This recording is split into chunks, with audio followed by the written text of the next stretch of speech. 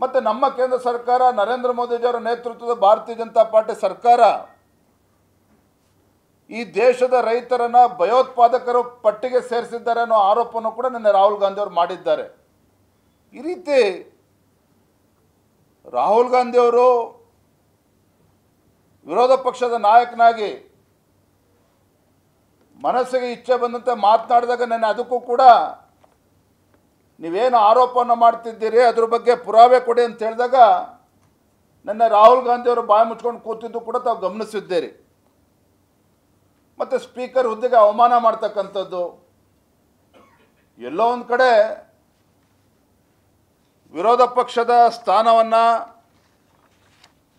ಮೊದಲ ಬಾರಿ ಪಡೆದಿರ್ತಕ್ಕಂಥ ರಾಹುಲ್ ಗಾಂಧಿ ಅವರು ಈ ರೀತಿ ಬೇಜವಾಬ್ದಾರಿತನದಿಂದ ನಡ್ಕೊಳ್ತಾ ಇರ್ತಕ್ಕಂಥದ್ದು ಇದು ಅಕ್ಷಮ್ಯ ಅಪರಾಧ.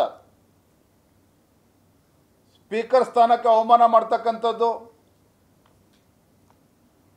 ಬಾಯಿಗೆ ಬಂದಂತೆ ಹೇಳಿಕೆಯನ್ನು ಕೊಡ್ತಕ್ಕಂಥದ್ದು, ಎಲ್ಲದಕ್ಕಿಂತ ಪ್ರಮುಖವಾಗಿ ಈ ದೇಶದಲ್ಲಿರ್ತಕ್ಕಂಥ ಅಸಂಖ್ಯಾತ ಹಿಂದೂಗಳಿಗೆ ಅವಮಾನ ಮಾಡಿರ್ತಕ್ಕಂಥದ್ದು ಇದು ಅಕ್ಷಮ್ಯ ಅಪರಾಧ.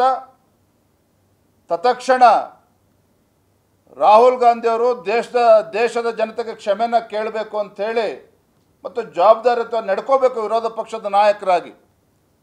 ಮತ್ತು ಆ ಪಕ್ಷದ ಕಾಂಗ್ರೆಸ್ ಪಕ್ಷದ ಹಿರಿಯ ನಾಯಕರು ಕೂಡ ನಾನು ಒತ್ತಾಯವನ್ನು ಮಾಡ್ತೇನೆ, ಏನು ನಿಮ್ಮ ವಿರೋಧ ಪಕ್ಷದ ನಾಯಕರಾಗಿ ನೀವು ಆಯ್ಕೆ ಮಾಡಿಕೊಂಡಿದ್ದೀರಿ, ಸದನದಲ್ಲಿ ಯಾವ ರೀತಿ ನಡ್ಕೋಬೇಕು, ಆ ಸ್ಥಾನಕ್ಕೆ ಚ್ಯುತಿ ಬರದ ರೀತಿಯಲ್ಲಿ ಯಾವ ರೀತಿ ಪ್ರಬುದ್ಧತೆಯನ್ನು ನಡ್ಕೋಬೇಕು, ಇದನ್ನು ಕೂಡ ಹೇಳಿಕೊಟ್ರೆ ಬಹುಶಃ ಪ್ರಜಾತಂತ್ರದ ವ್ಯವಸ್ಥೆಗೆ ಒಂದು ಗೌರವ ಬರ್ತದೆ ಅನ್ನೋ ಮಾತನ್ನು ಈ ಸಂದರ್ಭನ ಹೇಳೋದಕ್ಕೆ ಇಚ್ಛಪಡ್ತೇನೆ.